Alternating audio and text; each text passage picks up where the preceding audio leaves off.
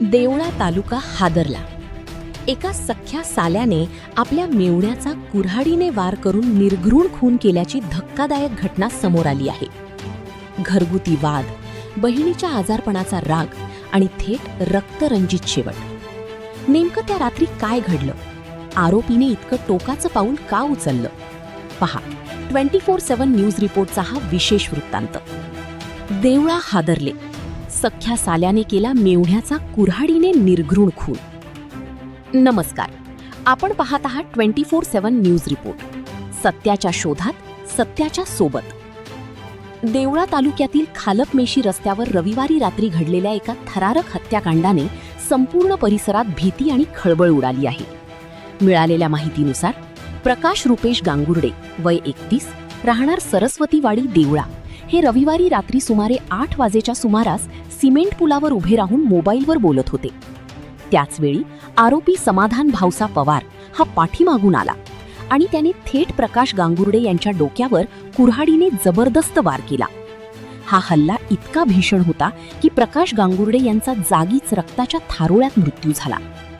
पण प्रश्न असा आहे, एका सख्ख्या साल्याने स्वतःच्या मेवण्याचा जीव घेण्या इतका संताप का केला?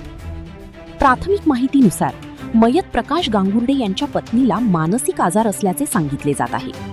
आरोपी समाधान पवार याला असा संशय होता की प्रकाश आपल्या पत्नीवर योग्य उपचार करत नाहीत, तसेच तिच्याशी नीट वागत नाहीत. याच रागातून आणि कौटुंबिक वादातून आरोपीच्या मनात संताप वाढत गेला आणि अखेर त्याने हे टोकाचं पाऊल उचलल्याची माहिती समोर येत आहे. घटनेची माहिती मिळताच देवळा पोलिसांनी घटनास्थळी धाव घेत पंचनामा केला. मृतदेह शवविच्छेदनासाठी शासकीय रुग्णालयात पाठवण्यात आला असून आरोपी समाधान पवार याच्या विरुद्ध खुनाचा गुन्हा दाखल करण्यात आला आहे. घटनेनंतर आरोपी फरार झाला असून देवळा पोलीस आणि स्थानिक गुन्हे शाखेचे पथक त्याचा शोध घेत आहे. या प्रकरणाचा पुढील तपास सहाय्यक पोलीस निरीक्षक नंदा पाटील यांच्या मार्गदर्शनाखाली सुरू आहे. एका कौटुंबिक वादाचा असा रक्तरंजित शेवट होईल याची कल्पनाही कुणी केली नव्हती. भर रस्त्यात झालेल्या या हत्येमुळे देवळा तालुक्यात भीतीचे वातावरण निर्माण झाले असून सर्वत्र हळहळ व्यक्त केली जात आहे. 24/7 न्यूज रिपोर्ट, सत्याच्या शोधात, सत्याच्या सोबत. संपादक उमेश मोरे, सटाणा, देवळा.